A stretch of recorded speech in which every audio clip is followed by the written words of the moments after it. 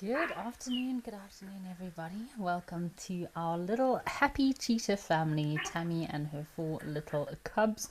We're just still desperately trying to find out what the names are. Aren't they adorable?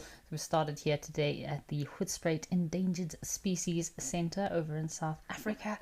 And it's such a pleasure and a treat to be able to start with such adorable little cheetah cubs. So my name is Kerry Dupree and I'll be joining you today live at the waterhole. It is a pleasure to be here. Just a reminder that this is a live and interactive experience, so you can watch us on the app. If you're watching us on the website, you can also register to ask those questions, send through your questions and comments. We'd love to hear from you today, or just join in the chitter chatter and let us know if there's any special locations you'd like to check out today. If you're using Twitter or X, don't forget to use the hashtag @WildEarth.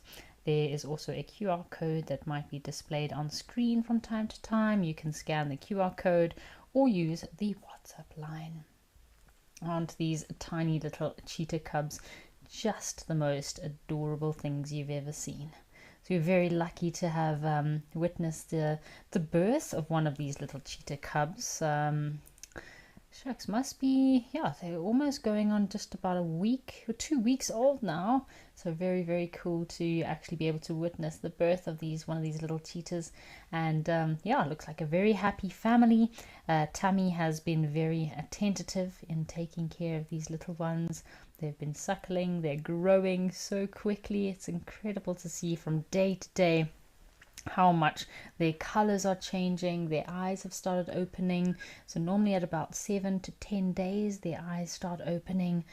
They're fully dependent on the care and attention of their mother in order to protect them. So yeah, they are our tritial little cubs, as opposed to a lot of antelope that are born precocial, just like which meaning they're able to run already within a few hours. A little baby zebra, impala, blesbok, most of your antelope species, within a few minutes of being born, they can already stand up, they can already run around, and that's to give them the ability to evade predators. Whereas a lot of predators, your lions, leopard, cheetah, they give birth to altricial young. So that's meaning they're blind, completely dependent on the care and protection of their mothers. So it looks like they're enjoying a good milking session, enjoying the little milk station from their mother. So this very protein-rich milk that she is feeding them is crucial for their development in these first few months. So we've got some comments coming through from Lenny. Thank you, thank you. Yes, Lenny, I thought I was also done with live at the waterhole for a little bit, but yeah, Amy needed a bit of a hand today, so I wanted to jump around and yeah, come and join you for this afternoon. So lovely to surprise one of our viewers today on the show. So what a privilege to be here. Thanks for watching, Lenny. Joanne Mello, yes, Tammy is a really good mother, and these little cubs surely are very adorable. They're growing so quickly. If you think how small they were just these tiny little bundles of fluff, and now they're growing so quickly. Soon they'll start getting little personalities and little characters. I do love how these little cheetah cubs almost replicate a honey badger. So they replicate the honey badger in the way their coloration, so very dark underneath and light on the top, and that's kind of like an anti-predatory defense against predators, because nobody wants to mess with a honey badger. Deb Davis, thank you for joining us this afternoon. Yeah, how lovely. So Lenny is saying these little cheetah cubs are 12 days old, so just under 2 weeks old. I think, yeah, Wednesday they should be hitting 2 weeks. So yeah, how adorable and special that we get to watch this family grow.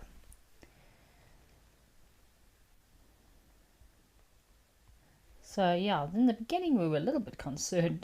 Tammy was yeah, she had two of her little cubs that were kind of separated, and she didn't have all of the cubs together. Some of the cubs weren't drinking for very long periods, but yeah, thank goodness she's really stepped into her mother role here and taking very good care of these little ones.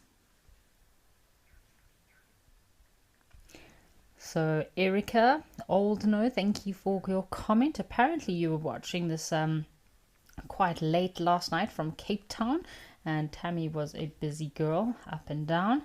Yeah, I'm sure these cubs demand quite a lot of her, so lots of sleepless nights that she will be spending while taking care of these little cubs. So out in the wild, these little cheetah, unfortunately, so cheetah are a protected predator, one of the most endangered predators in Africa. So in the wild, they do have a very high mortality rate for their young, about 90%, due to predators like lions, hyenas, eagles, and even leopards. So on average, a litter size is about 3 to 5 little cubs. All right, folks, why don't we head across to Founders Lodge over in the Eastern Cape and see what has come down to the watering hole for a mud bath.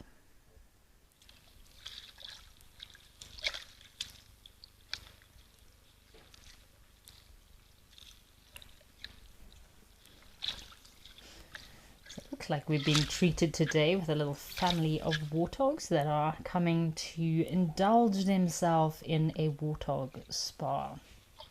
So warthogs, same as buffalo, rhino, elephant, do really enjoy a good mud bath.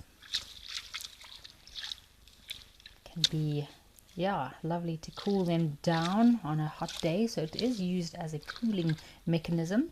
So warthogs do lack scent glands. So wallowing is kind of the only way the warthogs can regulate their body temperature, especially on a very hot day. Mud bathing can also act as a bit of a natural sun repellent or sun cream, help to coat their skin, protect their skin from the sun. Of course, it's a very good pest control, so the very thick coated layer of mud on the warthogs' bodies do help to protect them from ticks, lice, and other parasites that might be causing a bit of irritation on their skin. And then, of course, once the mud dries, the warthogs will go and rub themselves on a rock or a tree, and it helps to act as a lovely exfoliation. Get rid of any dead skin and parasites. We'll have a bit of a quiet moment here while we listen to these warthogs wallowing their day away.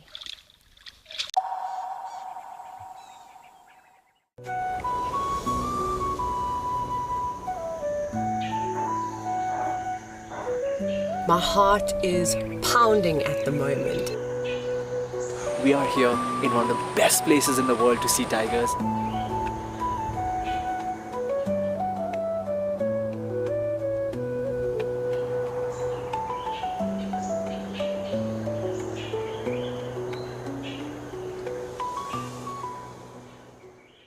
Wild Earth has launched a special fundraising drive for our non-profit, the Wild Earth Impact Foundation. We're raising funds to source, create, and showcase thousands of untold stories. Stories that spark real action in conservation and social impact. Visit our website to donate and explore how you can become a founding donor.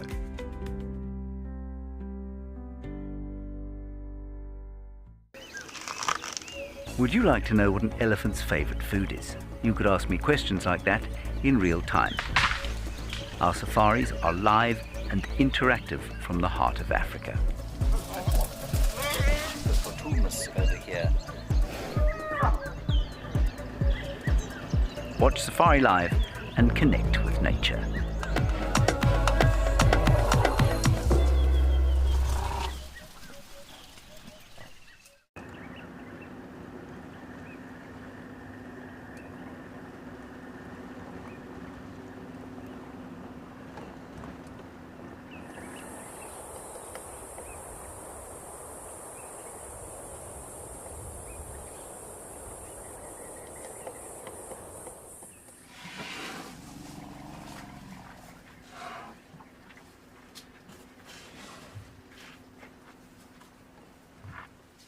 Are you ready for the adventure of a lifetime? Wild Earth Travel's newsletter is your passport to a magical journey. Explore exclusive travel options featuring special offers at stunning Wild Earth locations and all hosted by your favorite presenters. Don't miss out. Head over to our website and subscribe to the Wild Earth Travel newsletter today. and stay in the know on all our unforgettable adventures. Wild with Travel, where Africa comes alive. This watering hole was quite busy. I think, when was my last day live at the waterhole? Friday. Yeah, we had lots of activity here at Founders Lodge in the Eastern Cape. We had 3 or 4 giraffe, some interesting male giraffe. They were necking and fighting with one another. We had warthogs. We had blessboks. And we also had rhino. So yeah, it's been quite a busy location here.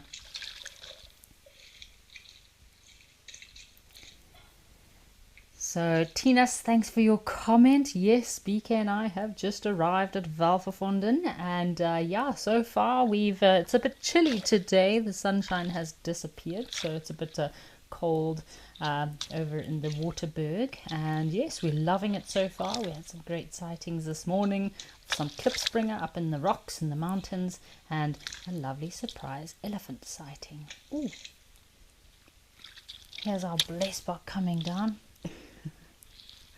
This warthog is having a great... Oh, okay. Oh, shame. So this poor warthog has got quite a nasty gash out of his bottom, out of his rump there.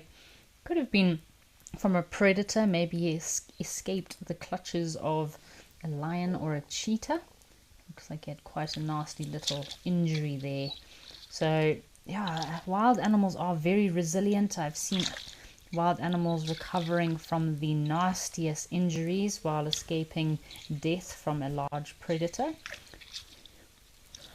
Zebras often will have gashes and cuts down their rumps from when the claws of a lion has ripped away at their rump. I've seen really nasty injuries in elephants too, so these creatures, wild animals, are very resilient in their natural environment and they heal very well, surprisingly. So this looks like a perfect rock for the warthogs to come and rub themselves on. So the big males will also use these rubbing posts around a watering hole, probably to mark his territory. So if any other male warthogs come into the area, they'll know that this turf is taken. Oh, shame. Have a look at that nasty injury there. So yeah, he'll can be quite itchy and quite irritated at times, but yeah, it's incredible how well these warthogs heal from injuries. He's just pretty lucky to be alive, I must say. So look here, we've got a blessbok here, and I keep seeing these blessbok in the Eastern Cape. They do tend to have a bit of a lighter color on their coat. Could be a combination of genetics as well as environmental influences. Oop. Sorry folks, I think our feed froze there a little bit at Founders Lodge. So we have come back to Tammy and our little cubs that seem to be resting up really nicely. So they'll spend most of their day suckling away and taking very long naps. So in the wild, a female cheetah like this, she'll generally move her cubs every 3 to 4 days from one thick little area or thicket or rocky outcrop to another in order to hide her cubs from any predators that might be in the area. Yeah, I've seen quite a few places where cheetah have hidden cubs in a little rocky outcrop area, so it also makes it difficult for any other predators to move around there. They wouldn't necessarily go there. But yeah, the record size of a litter of cheetah cubs would be about 8 individuals. I think that was at a zoo in the US. Otherwise in the wild, generally they have between 3 to 5 little cheetah cubs in a litter. These little cubs do begin eating meat at about the age of 6 to 7 weeks old. Until that stage, they'll be solely dependent on their mother's protein-rich milk that they'll be feeding on. But they'll generally nurse to the age of 3 months. Alrighty, looks like just getting an update from Nadine about our locations. Why don't we head across to Tau and see some elephants that have come down to the watering hole.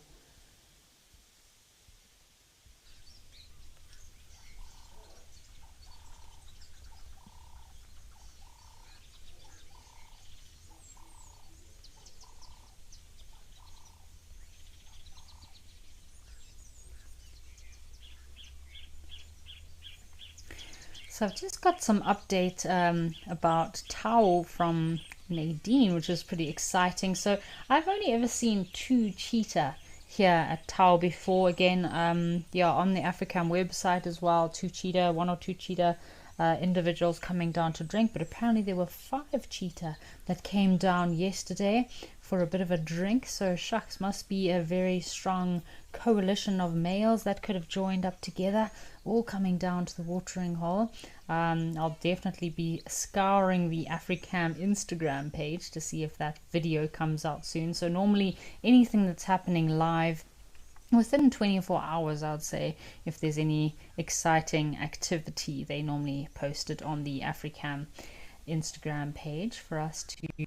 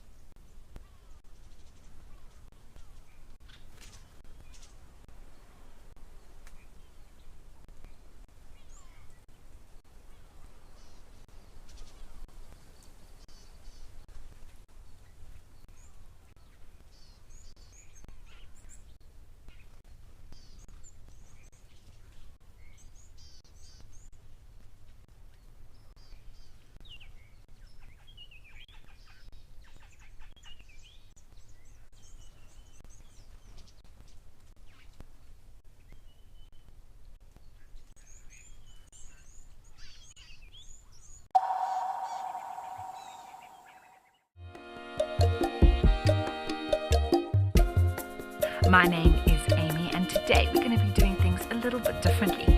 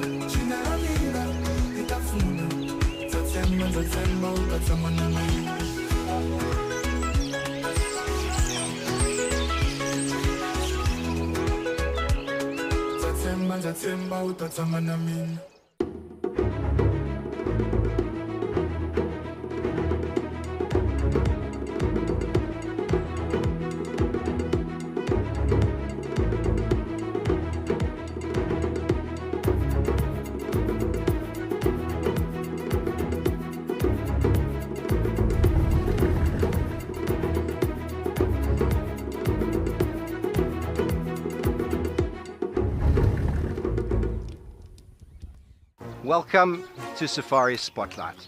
We'll be And you pretend like you're a salesman, eh? Got no idea what's going on this reserve. Expecting the unexpected. Are we stuck down there? What am I trying to do? So we have another giant of Mabula. That was incredible. This is unbelievable. It's going to be a spectacular afternoon.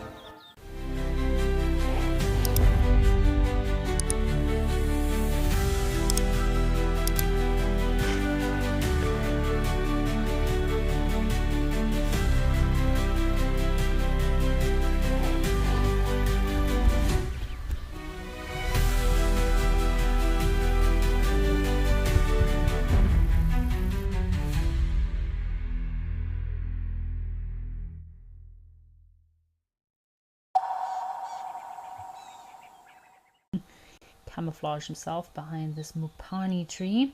So Elephant Pan is probably one of my favorite camps so far in Botswana. Previously known as Hyena Pan. It's incredibly located just on the outside of Moremi Private Game Reserve, where it's yes, perfect place to go for game drives, full day drives. They've also got the Kwai concession, which has a very healthy population of wildlife too, including hyenas. I'm sure around Elephant Pan there's a few hyena dens as well. So yeah, very healthy hyena population in this area, which is a good sign. The wild dogs do come through from time to time. Lion sightings in Moremi National Park are also pretty good, and leopards are seen from time to time as well, but it's all famously known for the elephants. So of course the elephants in this area, it is one of the most active watering holes in this area, and that's where a lot of elephants come down in order to drink while moving through.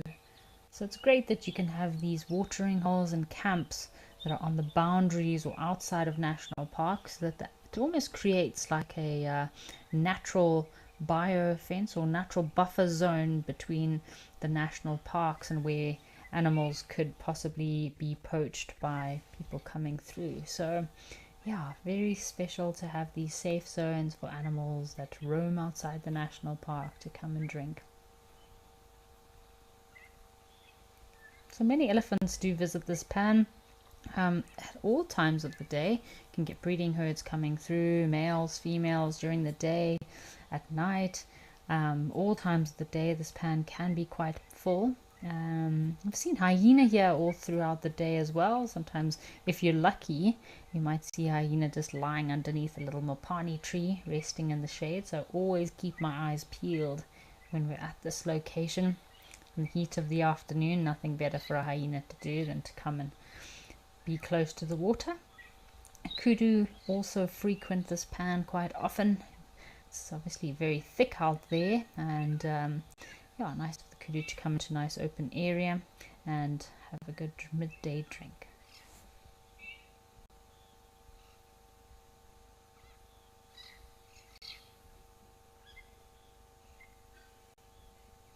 Of course you get those big elephant bulls that will come through to this pan while they're in must, and yeah, their testosterone is elevated and always cause a little bit of a raucous.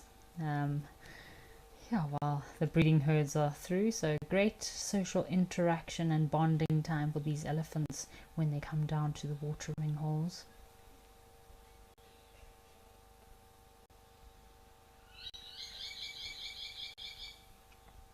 Check at this big boy, isn't he impressive?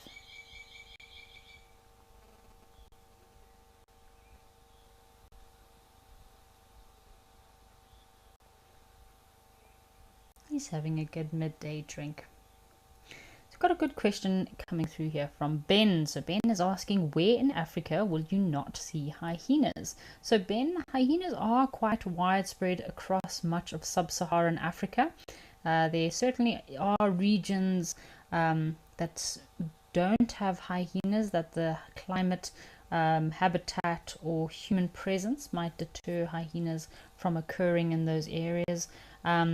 Of course, you get the desert regions like in Namibia, where you'll get your brown hyena. Spotted hyena are quite diverse in that they can occur in many different habitats, and then of course in other drier regions in Kenya or Tanzania you do also get the striped hyena.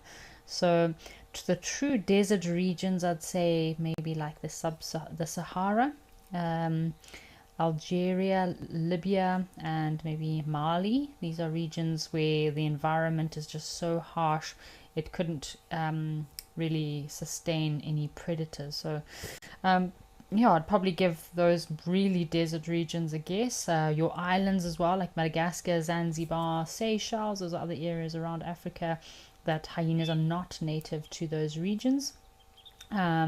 Morocco and Egypt, you do have striped hyena. Historically, they used to be striped hyena in those regions, but I'm sure as food availability has depleted, their abundance in those areas is no longer in large numbers. But yeah, it's incredible if you think of how adaptable hyenas are as a species. I think I only really realized it when I went to work in West Africa and saw the places that your spotted hyenas go to. I mean, they can live in the savannah, they can live in forests. I've seen them in swamps, I've seen them in lagoons, crossing rivers. So they are just so adaptable to different habitats and different environments.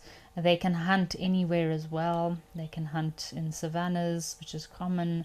Again, byres, forests, swampy areas. They really use the elements to their advantage. So yeah, hyenas obviously do prefer open savannas and dry woodland areas, but it's incredible when you think of the places that they can go and actually survive in. So it's actually hyena clans in some parts of Africa. So in West Africa, there are some very remote pans, or known in the forest version, they'd be known as byres, where hyenas, spotted hyenas have formed these big clans, and they actually take down sub-adult elephants. So incredible to think of hyenas taking down these young elephants. I think also in Botswana and Zimbabwe as well, you get big clans of these hyenas taking down these young elephants. Having a look here, we've got some really cool little birds. Looks like black winged stilts. Beacon and I saw a new mystery bird this morning on Valverfonden, which I still need to look up. Very unusual little bird. Looks like between a wheatear or a lark with a little white patch on its front. So it's really cool exploring new areas and new regions, finding new birds. Dying to find some bird life this year. But yeah, it is lovely to see these little black winged stilts. I will be quiet for a moment. Maybe if we're lucky, we'll hear them vocalizing those stilts.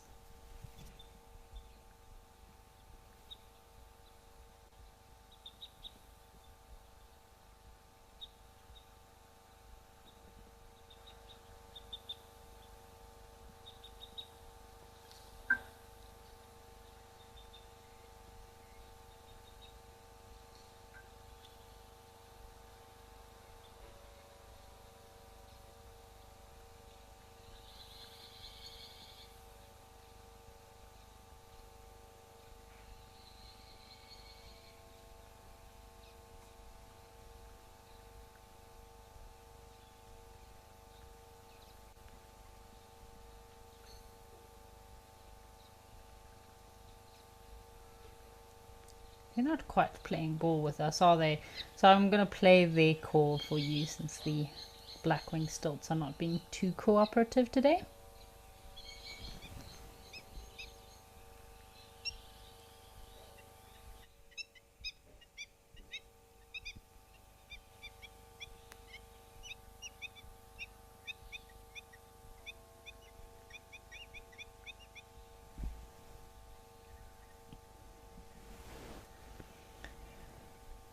This is a lovely sound. The sound of these stilts always reminds you of very waterlogged areas. So I've got another bird here. I thought it was a stilt, but it could be a sandpiper of some sort. Giving himself a clean, giving himself a bit of a groom. So these stilts are generally they're quite common around waterlogged areas, rivers, streams and pans. They are a common resident. I do love that black and white contrast of their wings and the red legs. Very conspicuous coloration, especially while in flight. So the adults may have a dark, kind of dusky crown. So I think this one's probably just a little juvenile black wing stilt. So he just looks like he's got to take some time to develop his full adult colors.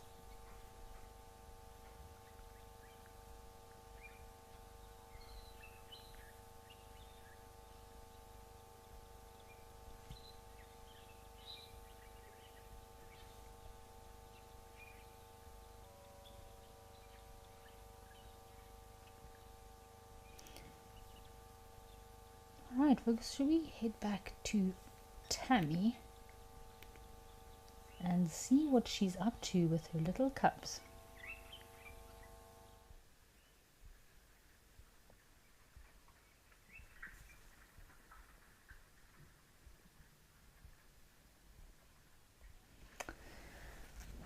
So it looks like she's repositioned a little bit, our female cheetah Tammy. And yeah, she's very, very caring and loving. So happy Mother's Day, or happy belated Mother's Day to all of our mothers out there for Mother's Day yesterday. I hope that your children all remembered the special day and treated you to some lovely flowers, chocolates, or just some love.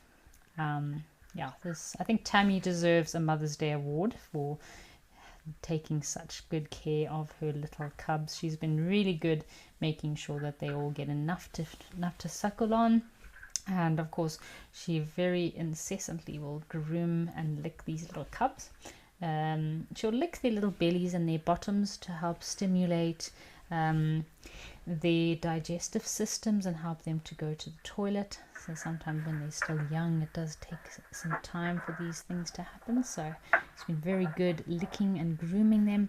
Also with little baby cheetah in the wild, she would need to keep them as clean as possible so that they don't attract any predators by their smell. Those golden eyes of hers, she's got almost like these golden eyes. They're just so beautiful. Wildlife Lady, thank you for joining us today. Yeah, we started off the show with our little cheetah cubs and Tammy. We went over to the Founders Lodge in Eastern Cape, had some warthogs wallowing, and of course some elephants at Tau, and some more elephants at Elephant Pan. So yeah, thanks for joining us today, Wildlife Lady. It is a lovely Monday afternoon. I hope everyone is having a fabulous Monday and getting into your week so far.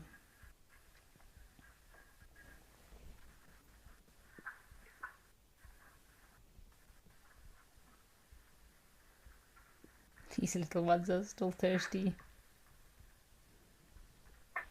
It's a shame. They can be a little bit of a nuisance sometimes and always wanting to drink and not quite knowing when to stop.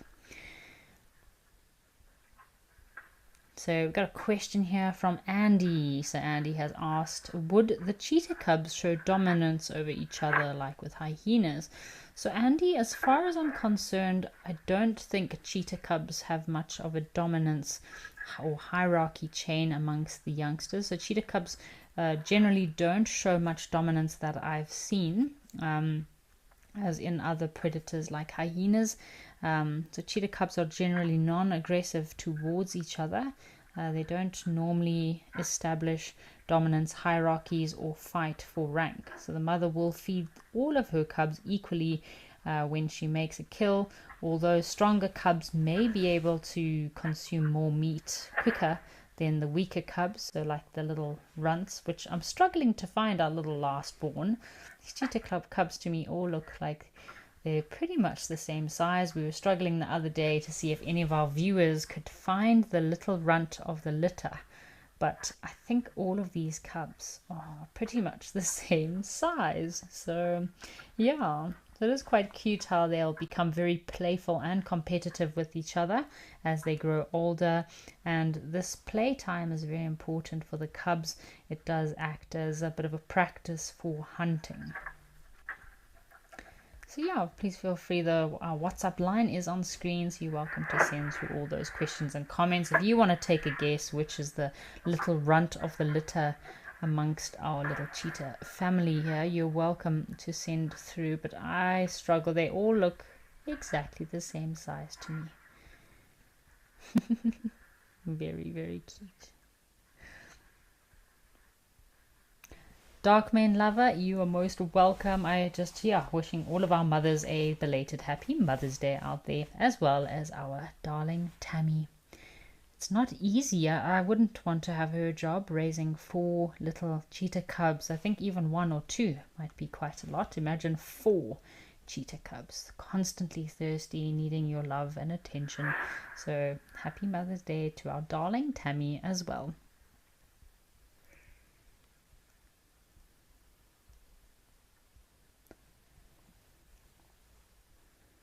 So we've got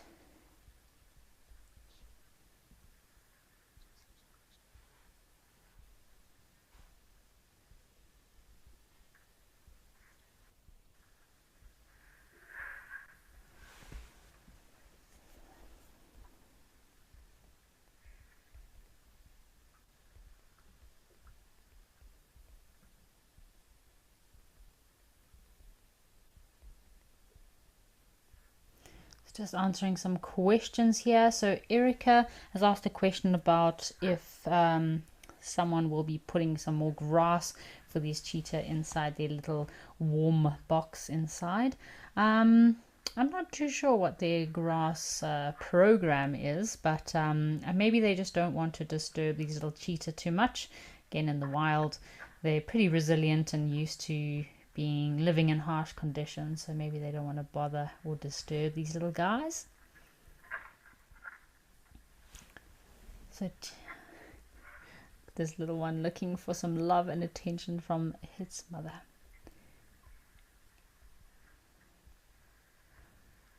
She's such a good little mom. Again, I think we were all a little bit concerned in the beginning because she was kind of neglecting some of her little cubs, but she's become quite a good mum. So we have a question here from Dark Mane Lover is asking, do cheetahs reach menopause, and if so, at what age? So general lifespan of cheetah in the wild is between 10 to 11 years of age. They have been known to live longer in captivity, up to 13 years of age. Tammy over here is 9 years old. And cheetah don't generally go through a phase of menopause as we do in humans. Instead, the female cheetah will generally remain reproductive until she is not capable to go through the birthing process. So generally, just like elephants and most animals, they'll kind of slowly start having their calving or birthing interval will get longer and longer until they become too old to actually reproduce. So the reproduction decline with most cheetah will typically begin at the ages of 8 to 10 years, especially in the wild. So for example, Tammy is in captivity, so she's probably still in very good health.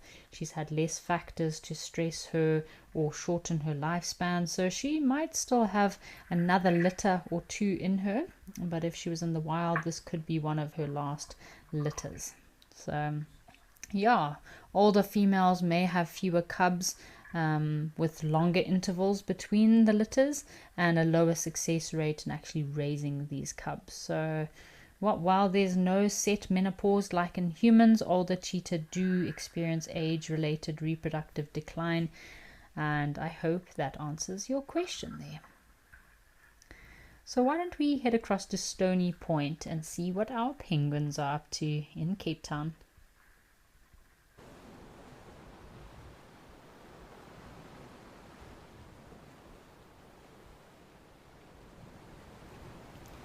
So we've got a darling little family of penguins here, but we've been trying to get a good view or visual of the little chicks. It's quite hard. They're in a bit of a dark little nested cave, hollow in the rocks. Perfect place for these penguins to make their nests and protect their chicks from the cold environment in Cape Town and possibly from any predators. So penguins will generally have anything between 2 to 3 eggs, but generally only 1 or 2 chicks might survive. They have very hard-shelled eggs to protect them again from the cold environment and from predators. See, this little penguin is grooming himself.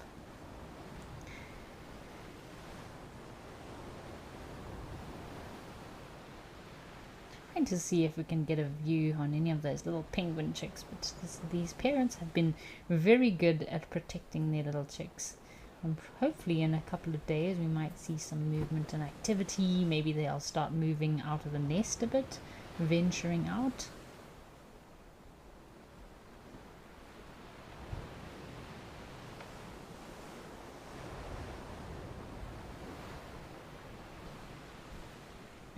Penguins do, just like all birds, do need to spend quite a lot of time grooming themselves, keeping those feathers in good condition.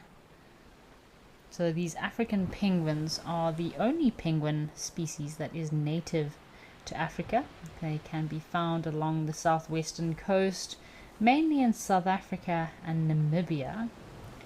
Another name for these African penguins is the jackass penguin, because of the very loud, donkey-like braying sound that they make.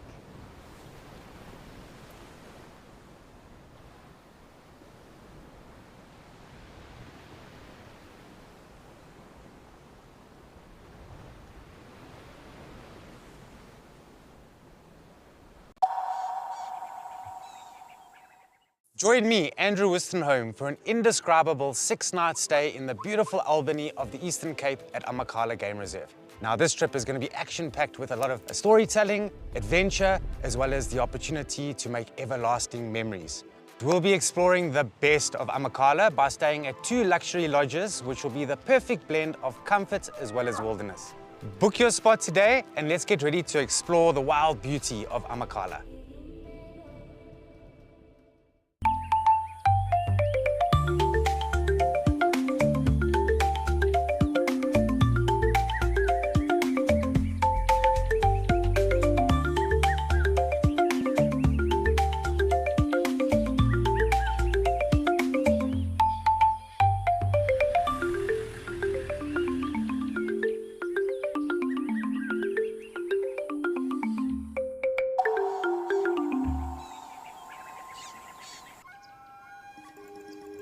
Do you want to know why impala are the most common antelope we find here in the Kruger National Park? You can ask me questions like this in real time. Our safaris are live and interactive here in the heart of Africa. Join me on Safari Live. Connect with nature.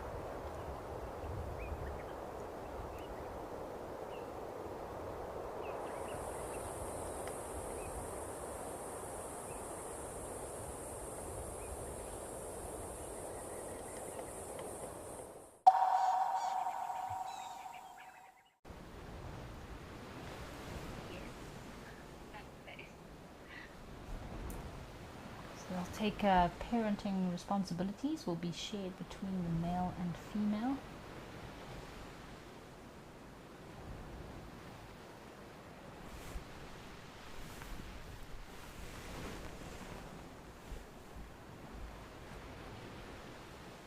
Come on, little chicks, come out for us, please.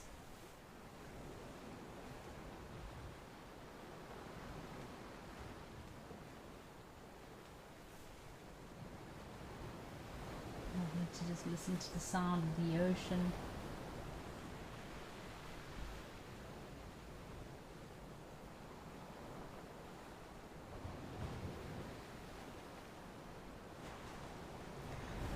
So we seem to be having some elephant activity over at our other locations. Why don't we head across to Elephant Pan to see some elephants?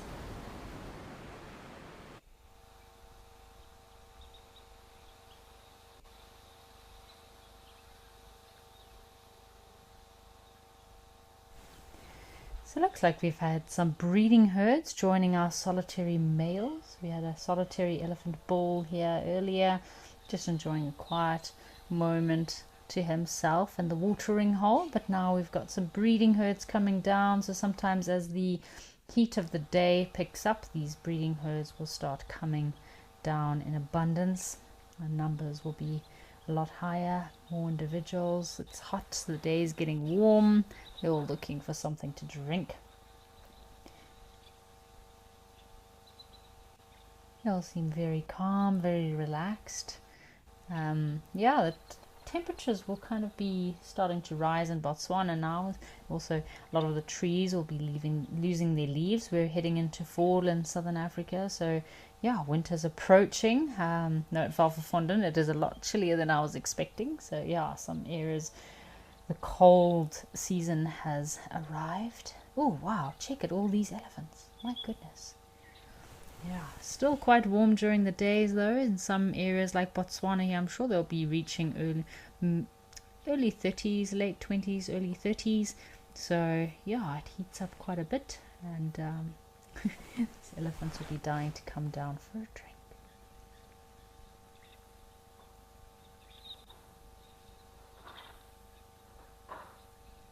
Isn't it lovely to see so many happy, peaceful elephants?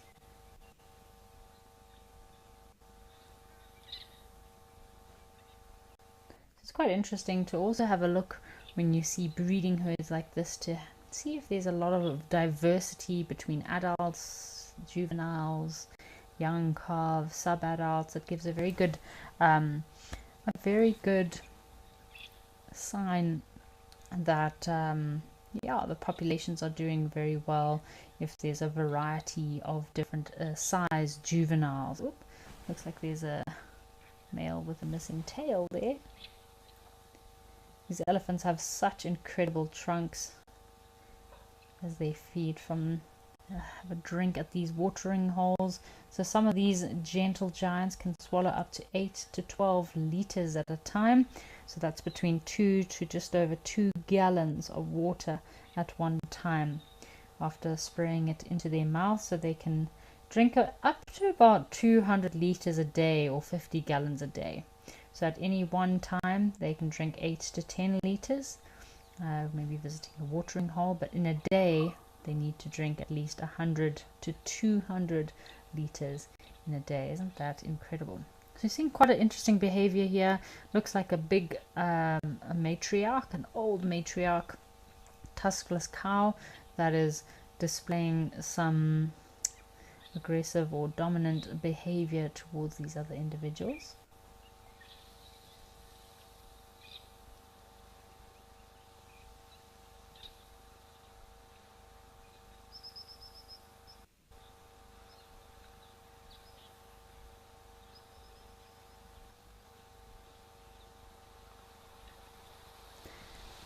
Nice big elephant ball behind that tree.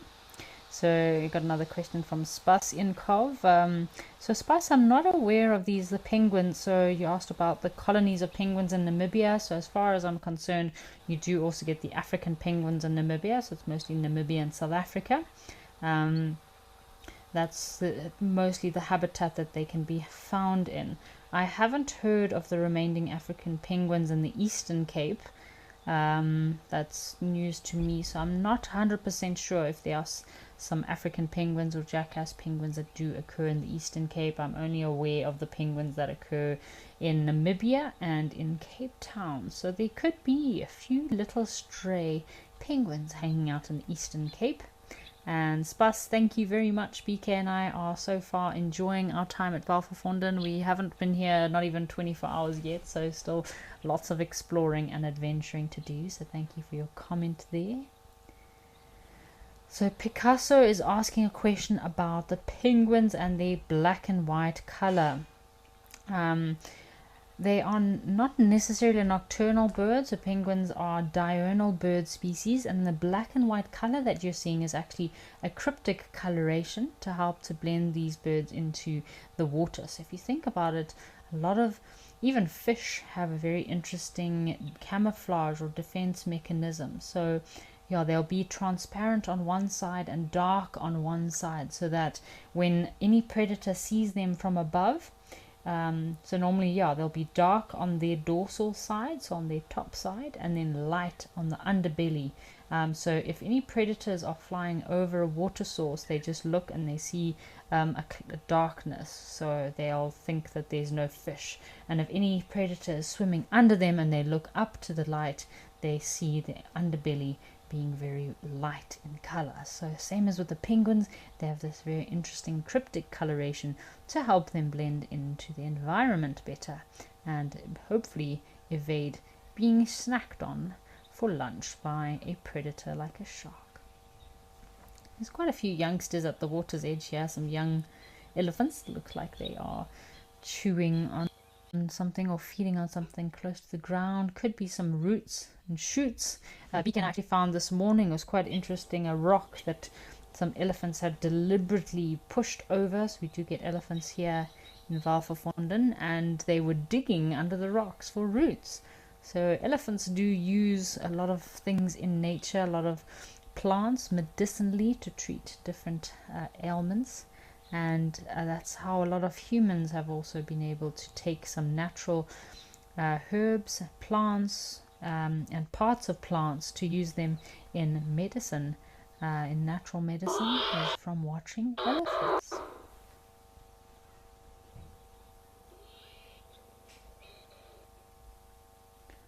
Uh-oh, someone was not very happy there. I don't know if you all heard that. One of these sub-adults gave a bit of a raucous squeal. Not too chuffed about something. Oh my gosh, there must be... Shucks, every time I try to count, there's just more and more elephants. There must be at least 30 to 40 elephants here today. And this is a quiet day. Sometimes this watering hole is so filled with elephants that they'll be fighting with one another for drinking space. So yeah, loads of elephants come down here. Even at night we've had elephants coming all the way to the swimming pool, close to the swimming pool, trying to drink out of the swimming pool. Yeah, just desperate for water in the dry season.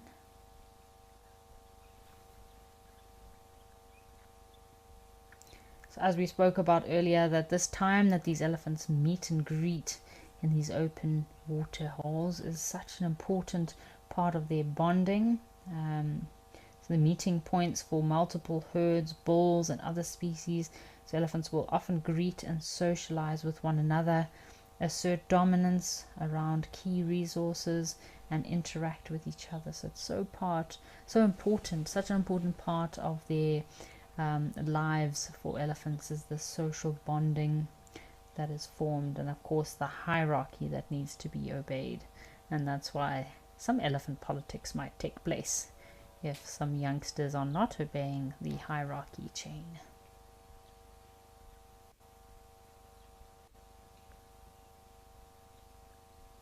So it's really cool also how this watering holes and water can almost act as a bit of a teaching tool for the young calves. So these calves first learn how to drink by mimicking the adults or their mother.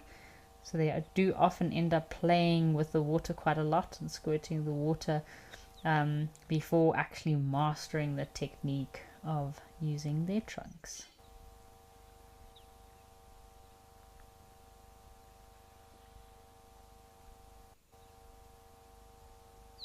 What a lovely scene this is, just so peaceful, so quiet. It is midday, so also in between activities here at Hyena Pan, so either guests are out on a full day safari or maybe sitting around the lunch table having their lunch, watching this incredible view.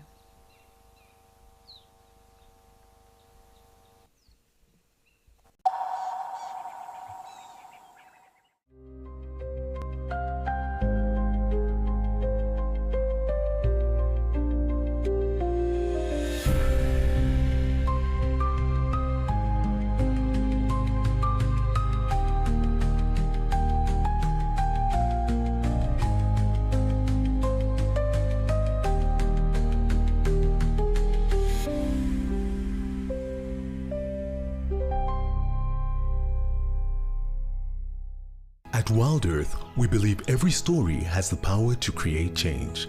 That's why we've launched the Wild Earth Impact Foundation, a non-profit dedicated to conservation and social impact.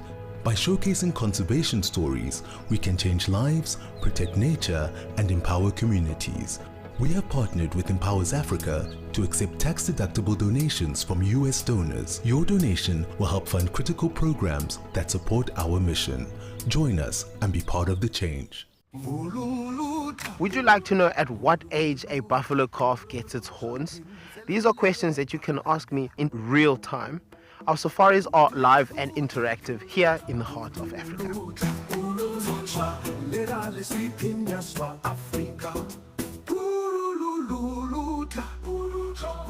Join me on Safari Live and connect with nature.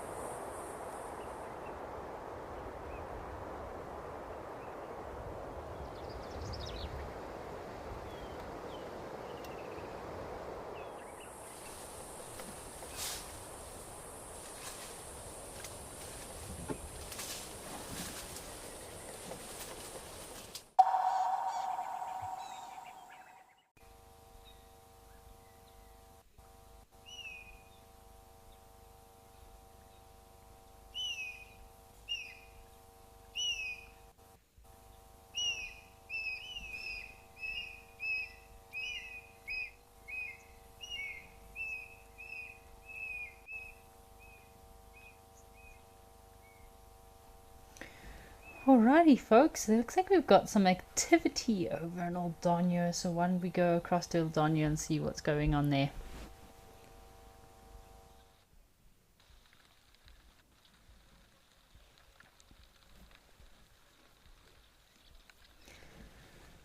Wow, so it looks like Old Donyo is experiencing some lovely rainfall. It's quite strange whether we call it a monkey's wedding when the sun is out but it starts raining. Reminding me of the first rains of the season. What a lovely time to enjoy. Quick link to Stony Point.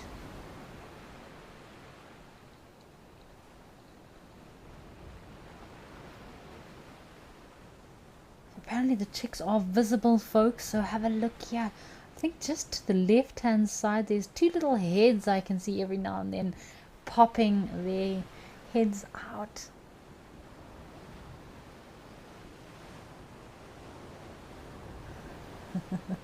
So it looks like they're playing with each other a little bit. There's a little piece of grass or stick or something. I'm trying to see what is going on there. We've been dying to get better sighting of these little penguin chicks. So they are very fluffy, born with this grey fluffy down feathers, so they aren't quite so waterproof, so that's why it does take some time for them to be able to grow their adults or sub-adult feathers in order for them to be able to swim and go into the ocean. So we mentioned earlier that both parents will be feeding these little chicks, regurgitating the pre-digested fish.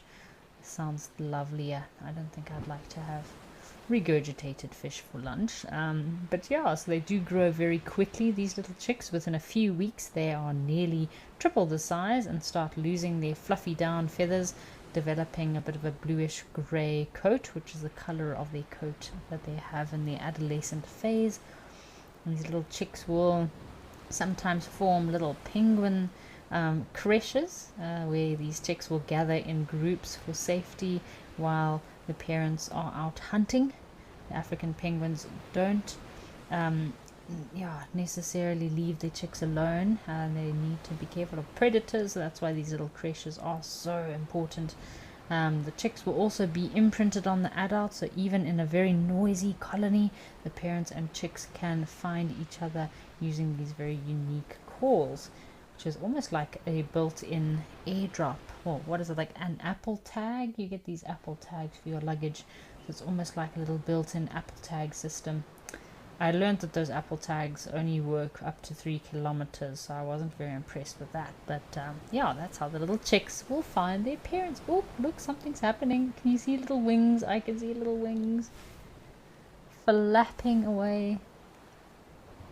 Sorry for the quality, folks. It's a little bit dark in that cave. It's not the easiest to see, but if you've got a good imagination, you can kind of see a bit of movement, the little chick heads.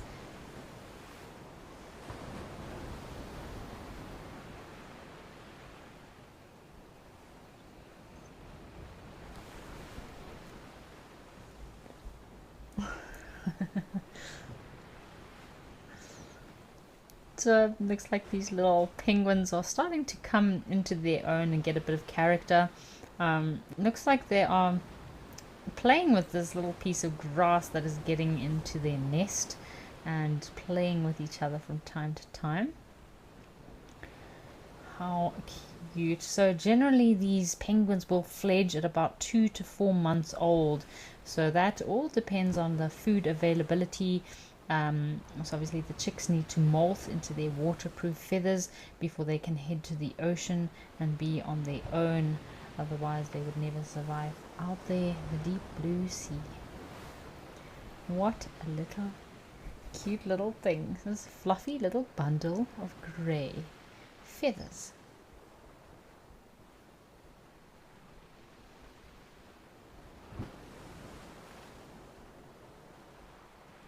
Yeah, this is playing with this little stick. I do love how curious little creatures are, just like Tammy's little cheetah cubs will start becoming very curious and playful very soon. Are very entertaining to watch.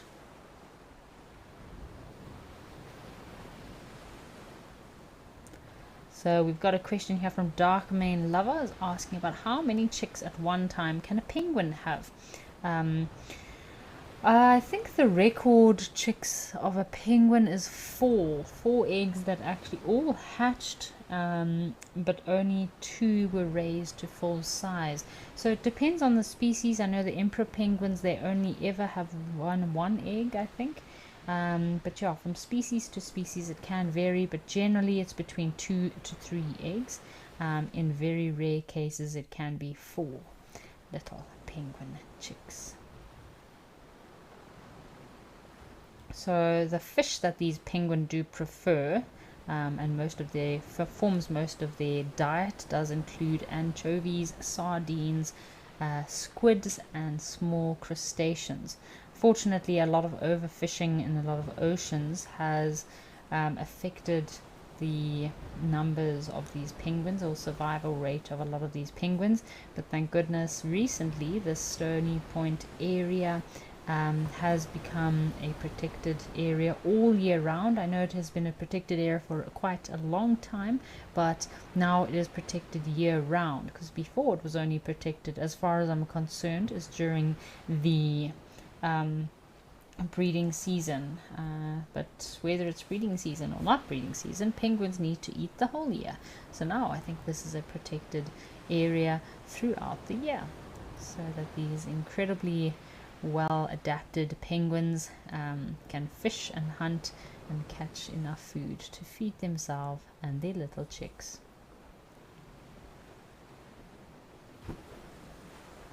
So Alex has a question. I think Alex is trying to ask, is everything on Earth endangered? So Alex, no, not everything is endangered.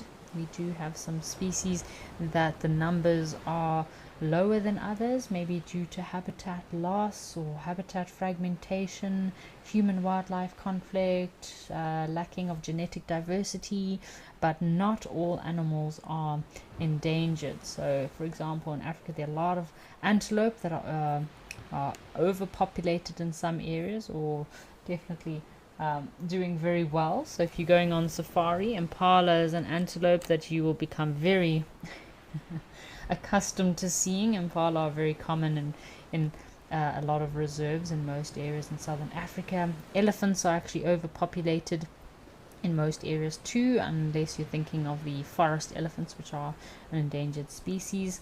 In some areas lions are overpopulated, so yeah, not all species are endangered, just species that might be affected by certain conditions. Oh, look at these little penguins. You just see a little bit of movement every now and then.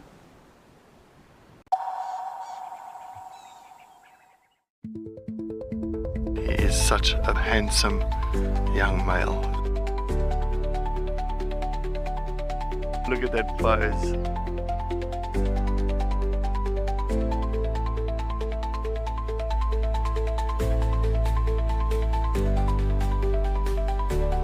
Absolutely beautiful.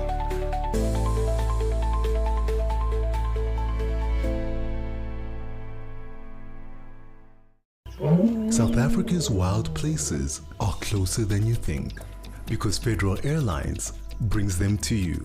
From the calm of our FedAir lounge to the smooth boarding of our trusted fleet, we take care of the journey so you can enjoy the adventure. Our flights go beyond the ordinary, connecting you to South Africa's most remote and extraordinary locations.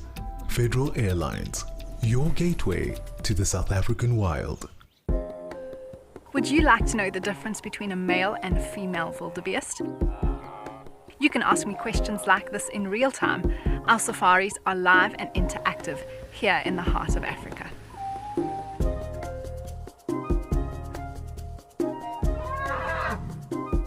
Join me on Safari Live and connect with nature.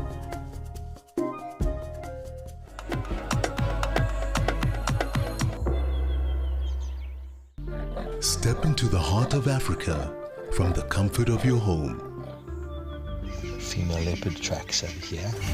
Join our expert guides for a live 3-hour safari where every moment is real, unscripted, and unforgettable. Ask questions. Animals rely on their senses. Share your thoughts and be part of the experience as we explore together. Safari Live. Every month, something wild lands in your inbox. From rare sightings and behind-the-scenes secrets to expert stories, seasonal changes, and exclusive travel opportunities, the Wild Earth Journal is your free monthly mailer, packed with the magic of the wild straight from the field. It's fun, it's free, it's full of surprises. Sign up now on the Wild Earth website.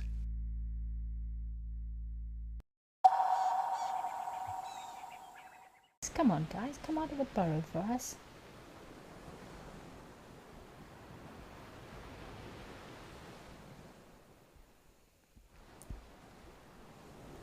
Then one day they will grow up and be in the ocean and be masters of the sea. So they can dive for over 100 meters, 100 to 130 meters, or over 400 feet.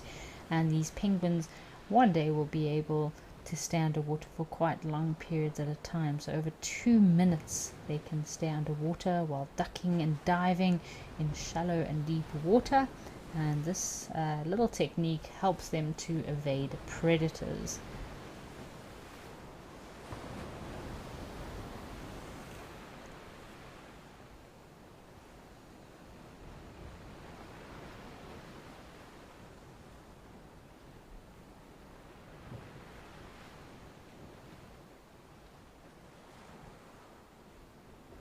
I'm really hoping one of them might venture out of the nest a little bit.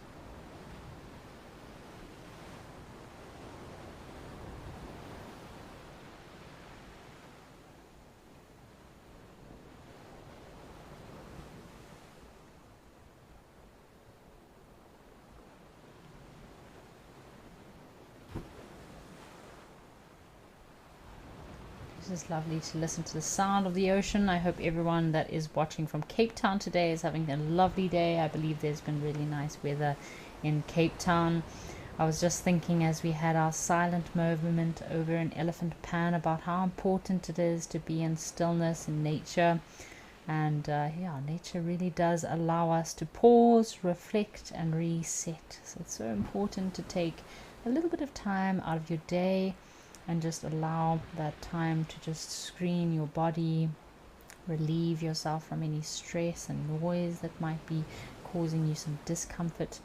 Really, nature and having natural sounds around us really does help to bring clarity into our daily life. So I'm going to encourage us all to have a few deep breaths just to reflect on ourselves, on our day.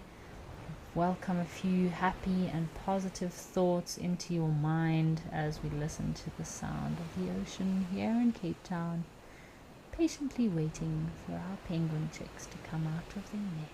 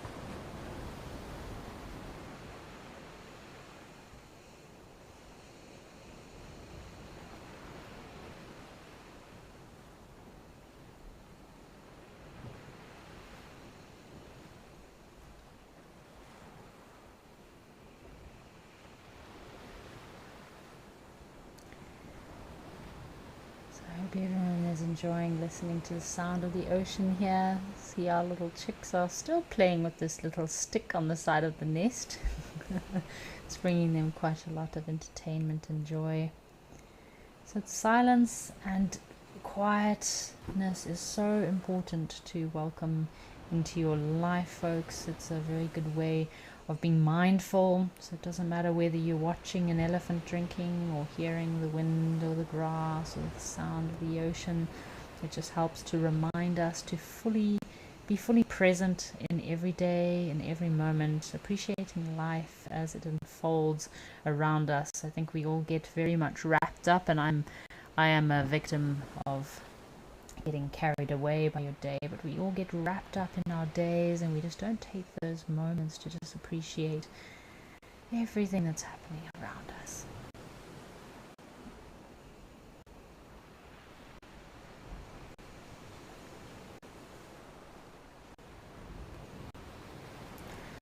Right, just getting an update from Nadine from our locations. Let's head across to the Olifants River and see what is waiting for us there.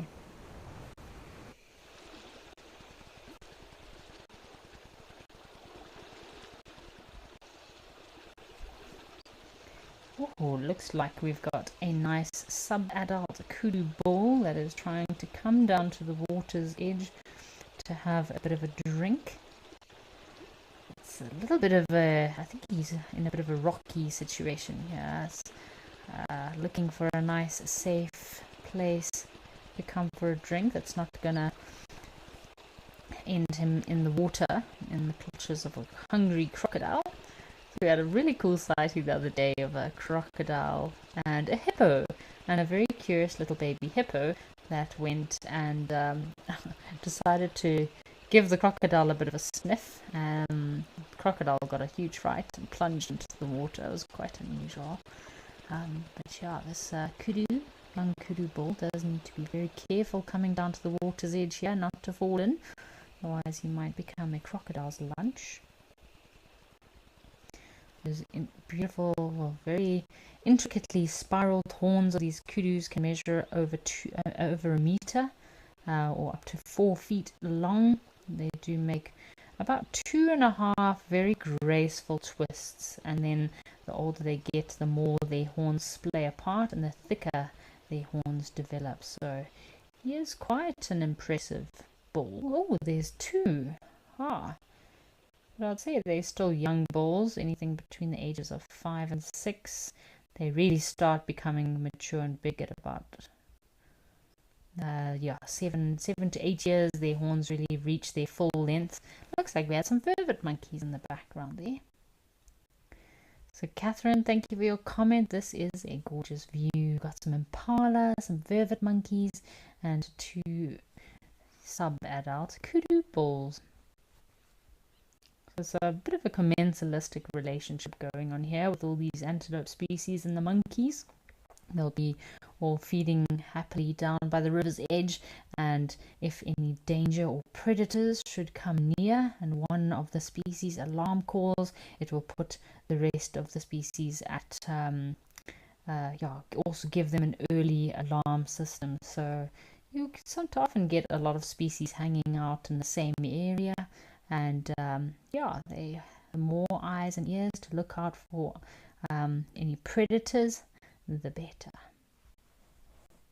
So despite their size, kudu bulls are known as grey ghosts. And this is for the ability to be able to move very silently and vanish into the bush. And it's incredible if they stand completely still with those parallel lines of theirs, lateral lines of theirs. You can barely see them in the thickets. They blend in so incredibly well to the environment.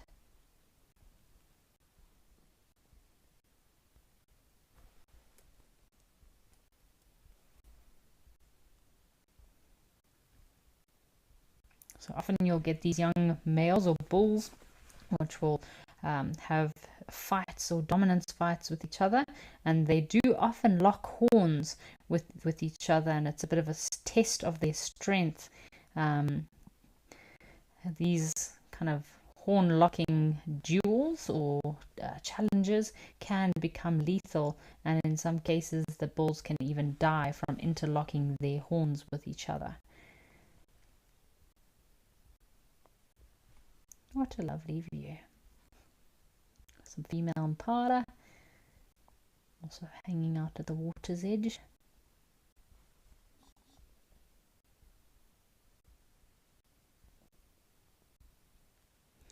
Wildlife Lady, this is a lovely scene today, and so it's a bit of a group of bachelor bulls, kudu bulls, that hanging out on the water's edge. Again, as we mentioned earlier, there's more safety in numbers, so these bulls are not they still sub-adult. They've got a lot of growing to do, so if they could find a mate or pick a friend to hang out with and form a little bachelor bull group, it does help keep them safer. So kudus are browsers.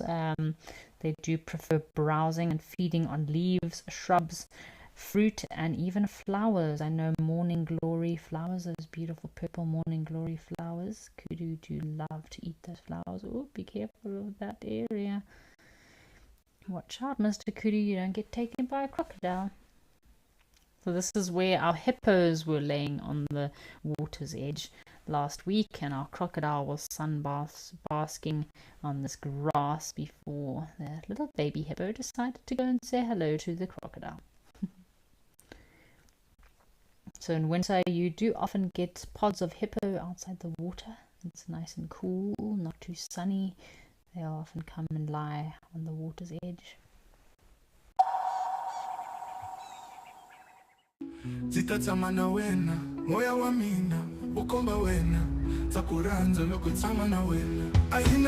been a great morning out and about and exploring. It's amazing. It's very hard to explain what this feels like.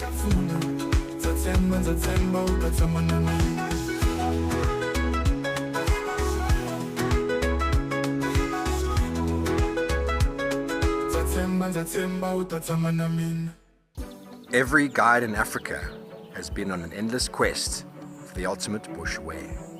Until now. Rugged Wear has a huge range of amazing bush gear for every wild situation.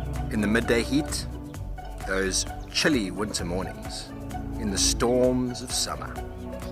Rugged Wear has the bush kit for every wild occasion. Locally made in South Africa, crafted with precision. stitched with quality.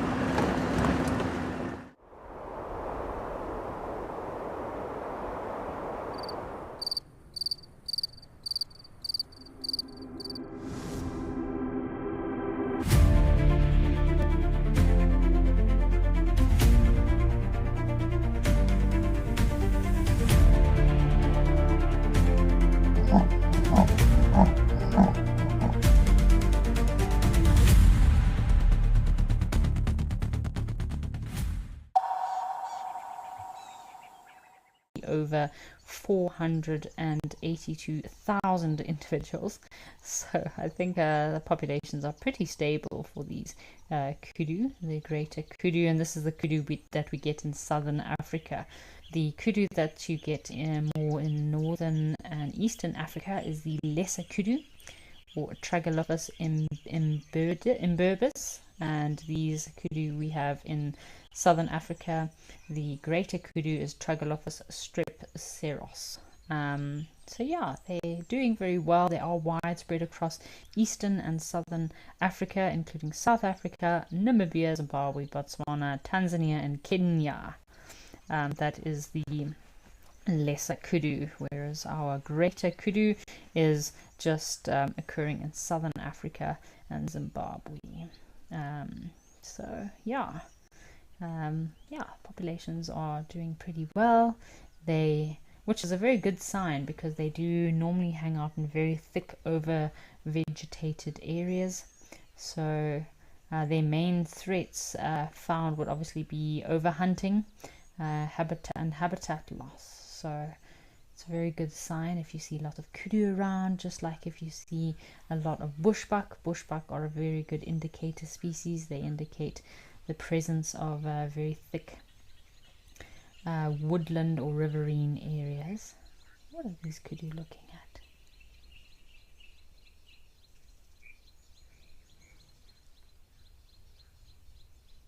Seem to be very curious. So before we started live at the waterhole today, we were at Jackie's Pan, and there was a lot of commotion. Impala's alarm calling. Apparently there was a leopard there. Was it yesterday or last night? So I'm pretty sure if any of our viewers are watching live at the waterhole the rest of the day, if you've tuned into your Africam cameras, I would definitely leave it on Jackie's Pan. Have a look, see if there's any activity there. Just like these kudu are very intently staring off into the distance. Maybe there's a predator close by. They're very wary, very good eyesight.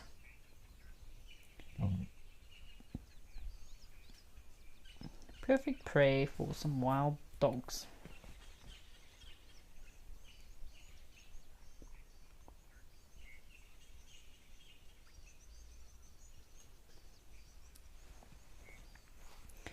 Cool, well, looks like we possibly have some more activity also at Tau. So why don't we head over to Madikwe and see what's happening at Tau Lodge.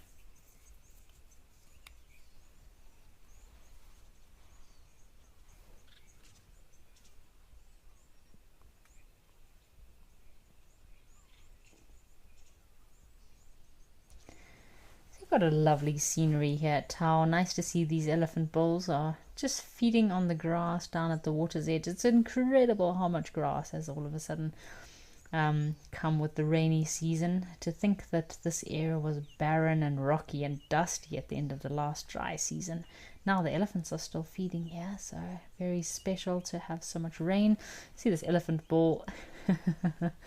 So there's quite a few elephant balls around. We've got 3 here. There's also another one in the distance coming down. And look at these 2 balls on the left. They've got their trunks resting on their tusks facing each other. I'm not quite sure what this body language is indicating, but often elephant balls that are in musk exhibit this very similar behavior. Maybe they're trying to see who can hold their trunk on their tusk for the longest. Like maybe they're having a staring competition. But part of the rules is that your trunk has to be resting on your tusk. I'm not too sure. They look like 2 completely different species, these elephants. The 2 of them are almost like a reddish brown color. And then we've got a few other balls that are a bit of a grey coloration, all depending on where they've last mud bathed.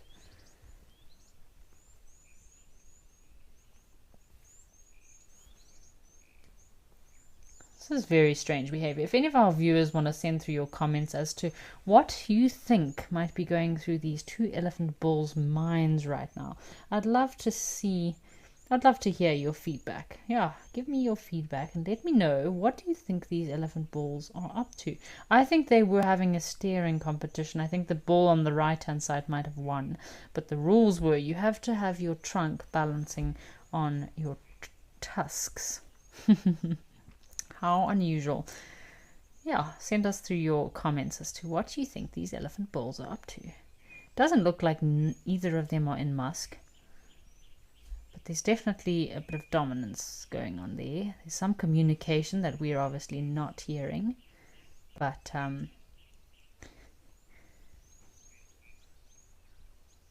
some very strange behavior here with these elephant bulls.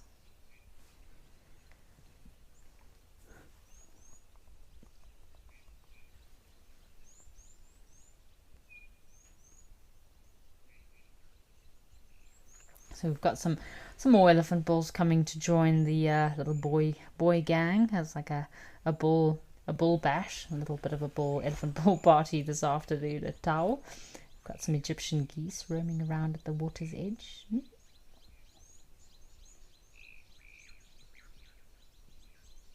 Maybe we'll have a fight. Maybe we'll have a standoff. What is going on with these Ellies? Can see he's giving the other bull a bit of a sniff. The bull on the left doesn't seem too phased at all. Obviously because of the very harsh and dry conditions here in Madikwe. So these elephants here have very short tusks.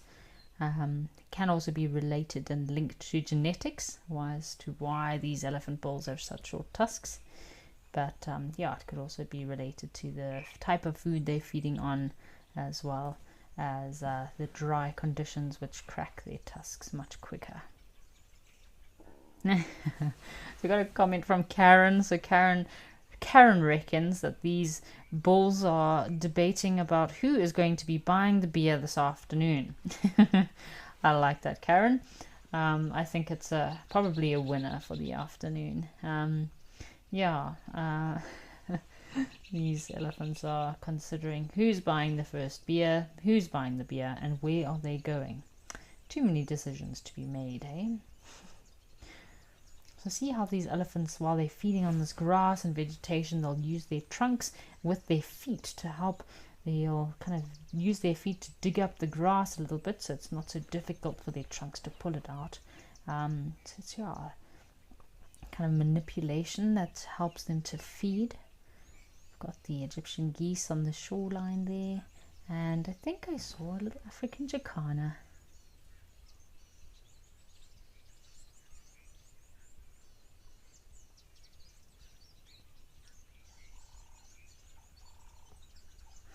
So Deb Davis, yes, we have got quite a few elephant balls coming down.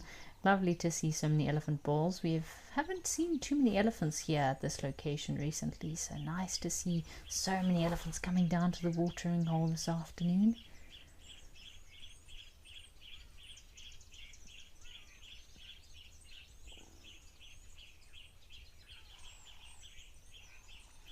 So So Spasinkov, thanks for your comment. And yes, it is very interesting behavior between these elephant bulls. I'd love to see what happens when this new elephant bull arrives.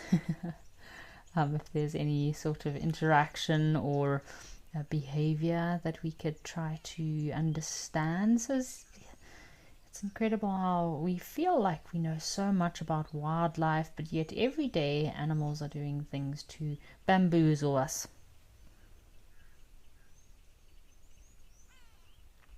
Wildlife lady, this is a lovely scenery here. I do love our two different color of elephants. It's very special, and it would be even more special if our 5 cheetah did return, wildlife lady.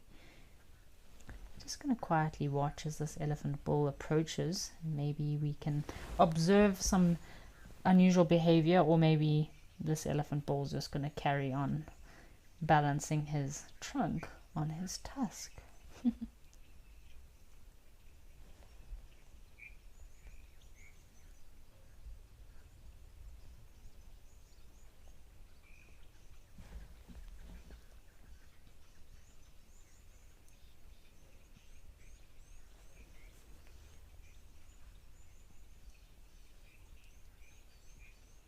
Oh, we've got a lot of Egyptian geese. My goodness, I didn't realize there were so many Egyptian geese here. So 1, 2, 3, 4, 5. Wow, there's lots of Egyptian geese have all of a sudden arrived. We had a really good birding day on Friday here at Tau. We had Egyptian geese, we had shelled ducks, we had white-faced whistling ducks, we had... What else did we have? Oh, we had common waxbill, which we don't see very often. So yeah, there's been some great birding here at Tau recently. Obviously with all the water sources drying up in the area. Oh, okay, let's watch these elephants. What's going to happen?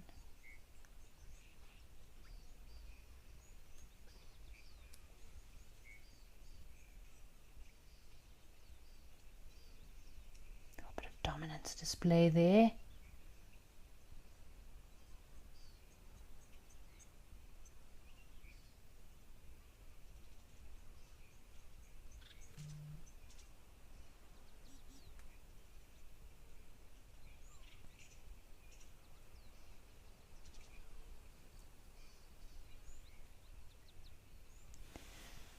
Lots of sniffing, lots of smelling, lots of communication and infrasound that we are not able to pick up on, but incredible to see all these gentle giants in the same place. I'm sure some of these bulls will be sniffing each other, recognizing each other's scent, smelling each other, but yeah, there'll still be a hierarchy or dominance display that would have to take place if some individuals did not respect the hierarchy. This is a very unusual behavior here, folks, of these incredible gentle giants of the African bush. Maybe they're unsure of this individual on the left because he's a different color. It's like they went to the spray tan room, but only one elephant got a spray tan done, and now the other elephants are a bit skeptical of this bull. Why does he look like that? I don't think it would really bother them, but it's a good story I'm trying to concoct as to why this unusual behavior is taking place.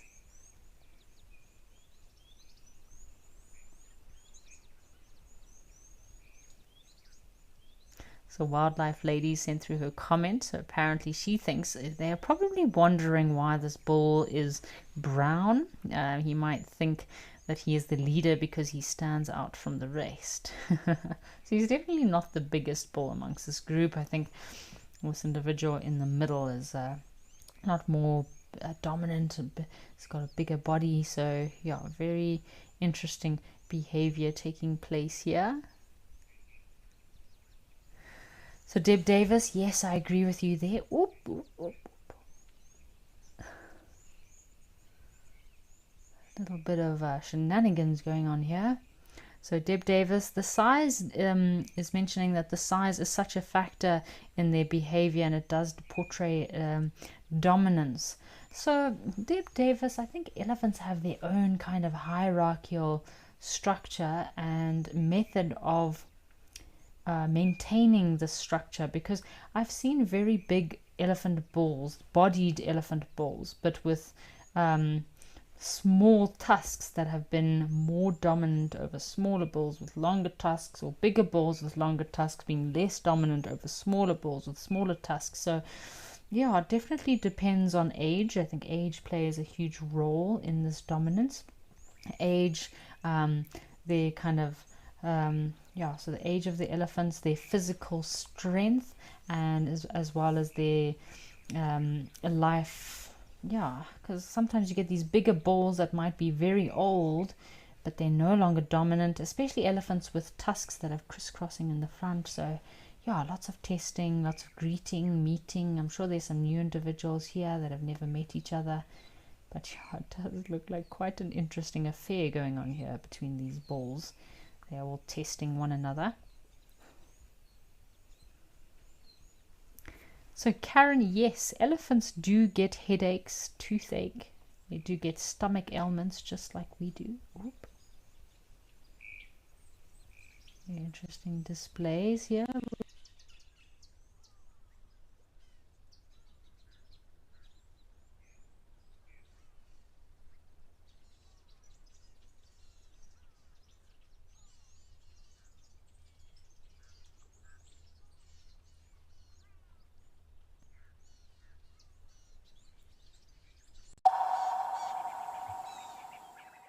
For years, we've shared virtual wildlife. Now, let's experience it for real. I'm Lauren Arthur, and I'd love to show you my amazing home here in the Greater Kruger of South Africa. This 5-night journey is an exclusive connection to my piece of untamed Africa. I live here in these gorgeous landscapes surrounded by epic wildlife. The wild is calling, so come and join me. The Wild Earth Impact Foundation is a non-profit that uses the power of wildlife storytelling as a force for good. We create sustainable development projects that showcase conservation stories, empower people, and inspire environmental action. As a registered South African PBO, you can make a tax-deductible donation to the Wild Earth Impact Foundation. To find out more, visit our website.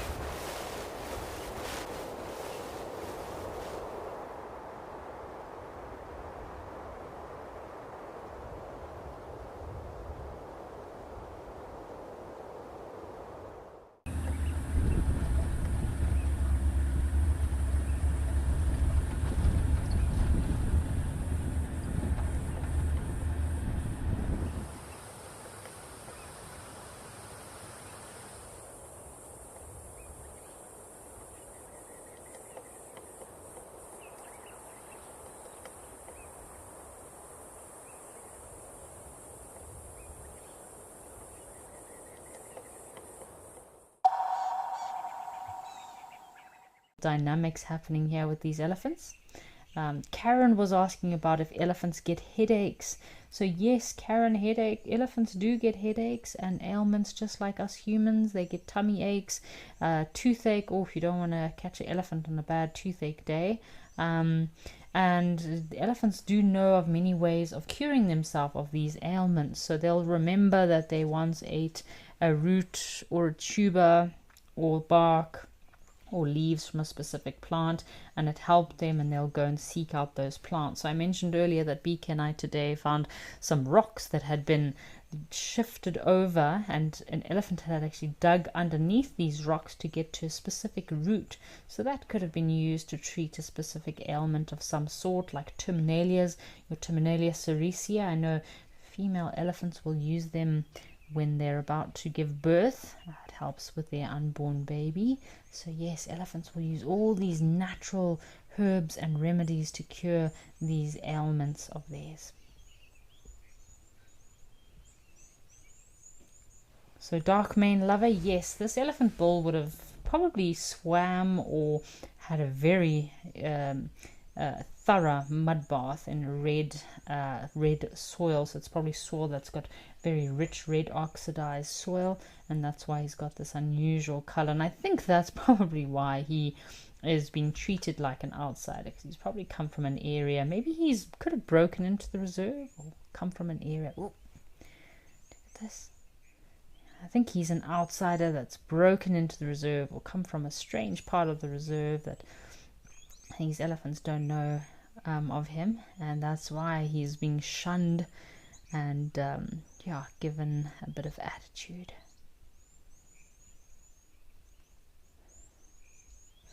So David Mascot, yes, elephants do seek out these medicinal trees to help with ailments, help to cure specific illnesses, infections, stomach ailments, headaches. They will remember the plants that they fed on previously in order to heal themselves. So again, you can see a lot of dominance display amongst these two bulls. In theory, this our spray tanned bull should turn around and run away with his tail between his legs, and that will be a sign that he is being submissive. But he's not really portraying very submissive behavior. He's facing his opponent head on and then just kind of turning to the side. So they're in a bit of a what did you say? A stand down right now between these bulls. This bigger bull on the left is trying to chase this other bull out of the area, and this other bull is not taking his warning very well.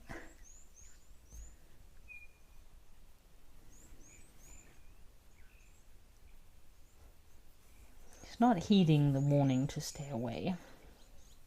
Oh, nice big impala bull.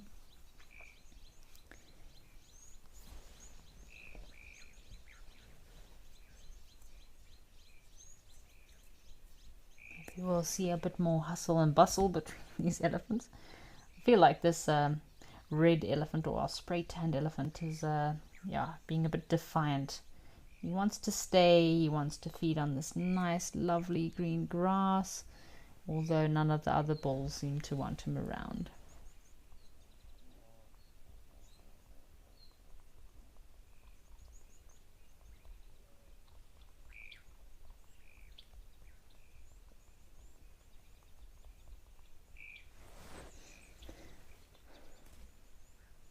I've also had quite a lot of wildebeest and zebra around here at Tau recently. I'm not seeing any zebra, but nice to see a very impressive male impala. Maybe he'll attract our cheetah to come back this afternoon, make a kill.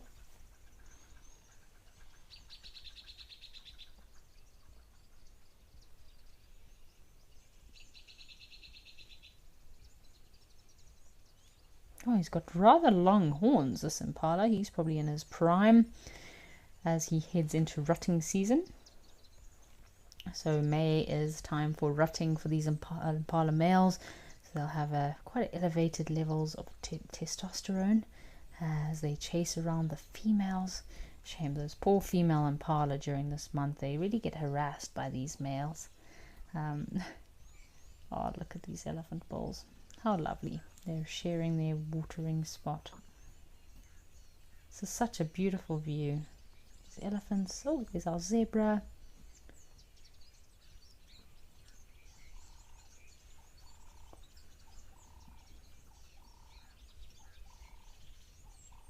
And this elephant bull's thinking all of this nonsense and dominance display is making him quite thirsty.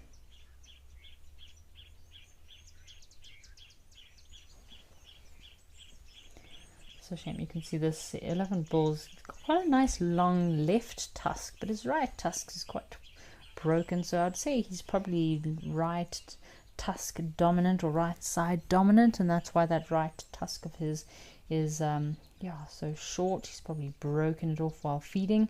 But as we mentioned earlier, a lot of these elephant bulls here over in Tau and Madikwe do have very short tusks. They probably break them off quite a lot while feeding,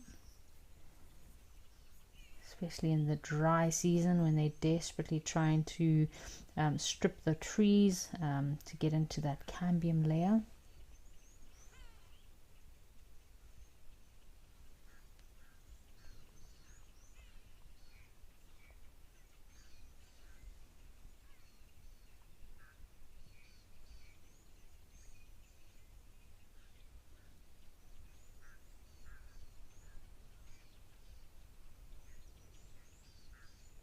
These bulls obviously know each other, these two. They seem to be quite happy nose to tail as they drink their water.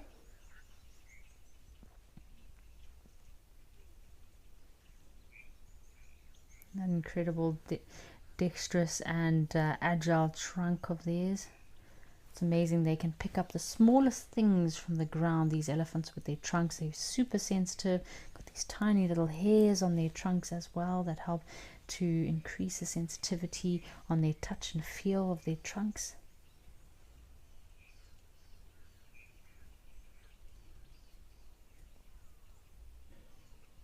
Their trunks often get caught in snares, elephants, unfortunately. Snares that might not necessarily be for elephants. It could be a snare that might have been set for a kudu or a bushbuck, and often the elephants will get their trunk caught in those snares. They're still able to feed. Alright folks, should we head across to one of our other locations and see what's happening over at Nkoro?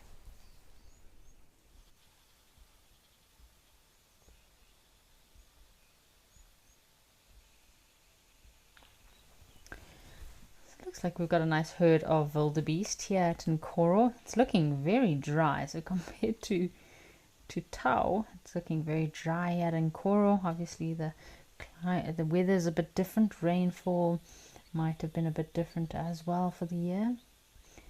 It started drying out and getting hotter very quickly over in the Sabi Sands. So it's looks like a few females and some sub-adults, and maybe could be a male in the front here. So despite their name, the blue wildebeest, they are more of a greyish brown color, and they have a slight blue tinge or sheen to them. Their dark vertical stripes on the shoulders especially, and that's where they get their name from. So the blue does refer to the more a subtle hue as opposed to their actual color. So these are residential herds as opposed to your migrations that you get up in East Africa, forming millions of individuals that will be traveling across the Serengeti and the Masai Mara in search of fresh grazing, whereas in Southern Africa we have more permanent populations, or populations that don't migrate as the migrations up in East Africa. These individuals are built, these beautiful antelope are built for endurance. So wildebeest have very long, stocky legs and body. They can run up to about 70 to 80 kilometers an hour, and that's in order for them to be able to move very far distances at a time, in order to get to different grazing areas. And they are quite social. They do live in large herds, normally associated with zebra. So they form a bit of a commensalistic relationship with zebra because they feed on different parts of the grass. And of course safety in numbers is always a priority, so if you have another species that you can associate yourself with, that does help to protect them from predators. So the breeding season for the wildebeest is also coming up soon, so it's normally between May to June. The males also become very territorial and start claiming small patches of land in order to attract the females. So these wildebeest males, when they start becoming territorial, they'll scent mark in specific areas. They'll often have these little patches that they dig in and destroy poor little trees on the side of the road. It's all part of their territorial display to, one, mark their territory, two, show the females how strong they are, and also to show any other males in the area how formidable they are, and not to mess with them, which is quite sad for the little trees that they end up destroying. At Mabula, there were a lot of little terminalias on the side of the road that the wildebeest had completely destroyed.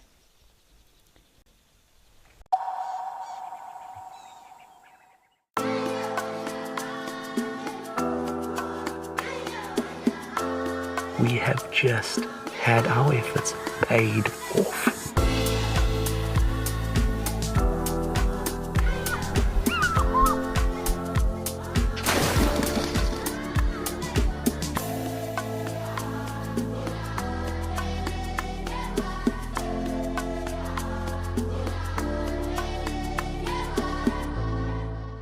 Wild Earth has launched a special fundraising drive for our non-profit, the Wild Earth Impact Foundation. We're raising funds to source, create, and showcase thousands of untold stories. Stories that spark real action in conservation and social impact. Visit our website to donate and explore how you can become a founding donor.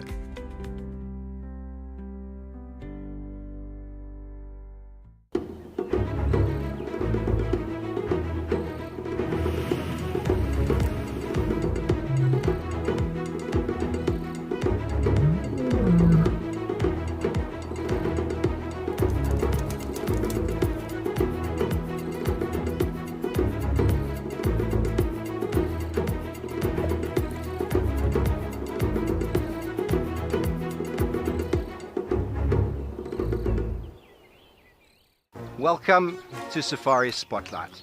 We'll be And you pretend like you're a serious man, eh? Got no idea what's going on this reserve. Expecting the unexpected. Are we stuck down there? What am I trying to do? So we have another giant of Mabula. That was incredible. This is unbelievable. It's going to be a spectacular afternoon. Can you hear that?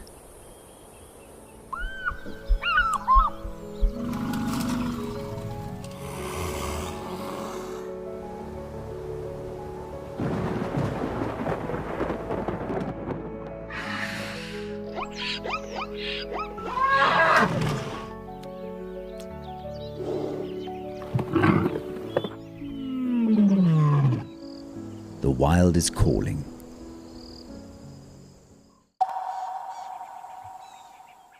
Lumpy tusks, very chipped, very rigid.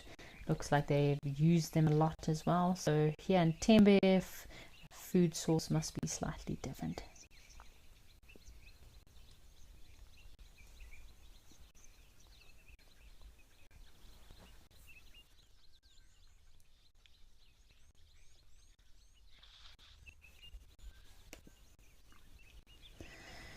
Just a lovely afternoon watching these elephants here in Tembe Elephant Park. So it's been an elephant-filled day. Looks like we had some impala as well, some Egyptian geese. Listening to the sound of those elephants drinking from the water.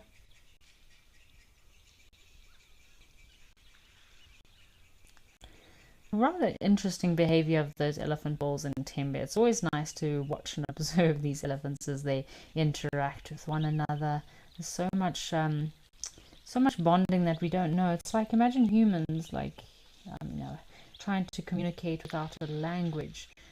So much of these elephants' communication is through infrasound, so it's not audible to the human ears. A lot of it comes through the ground, so low bellow rumblings and grumblings. So there's very little part of the elephant's communication that humans can actually hear.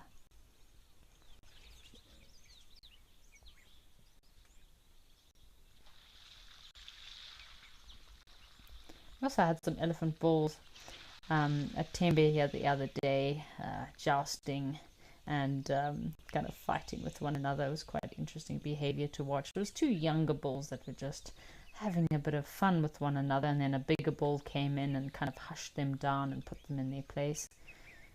So yeah, very interesting to learn these animals, and it just all takes time, so much time watching their body language, their behavior, and trying to understand them better.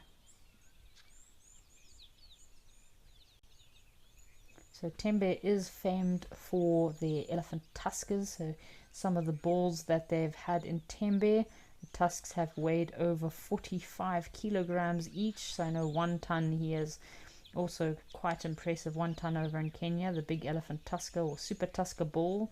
Now his tusks are also incredibly heavy tusks, but here in Tembe there was once home to an elephant bull called Isilo, who was one of the largest tuskers apparently in the southern hemisphere, and his tusks measured 2.5 meters in length and weighed a total of 60 kilograms. So yeah, Tembe is a very popular place for these incredible elephant tuskers. This park is approximately about 30,000 hectares, Tembe Elephant Park, and it does have a very special ecosystem. These sand forests are perfect for elephant populations to reside in. It does have a variety of different habitats which supports a wide range of wildlife, not just elephants. So it's so important to appreciate these incredible places. If you have not traveled to South Africa and you love elephants, I definitely recommend Tembe Elephant Park. Needs to be on your list. Birding is also really good here in Tembe. You get some incredible birding species. I'd love to see some of those plumed guinea fowl in those sand forests, trumpeter hornbills, tropical boo-boos.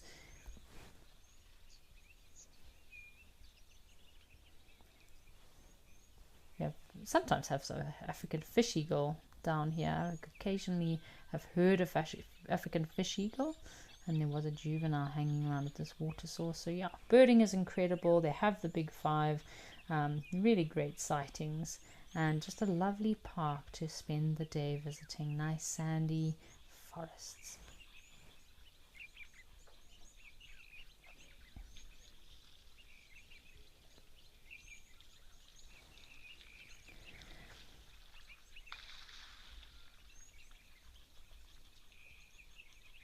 It's the sound of the water as the elephants are drinking away.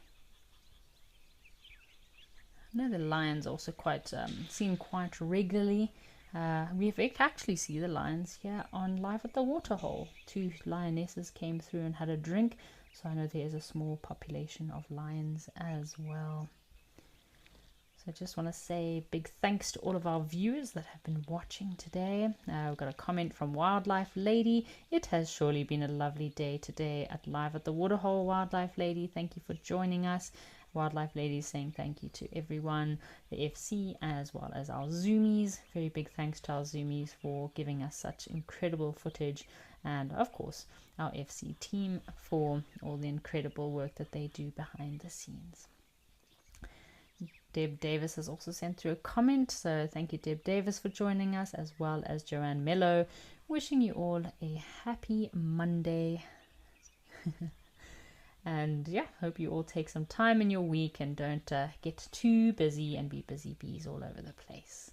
Thank you so much for joining us. Enjoy the rest of your day. From me and the rest of the Wild Earth team, that will be all.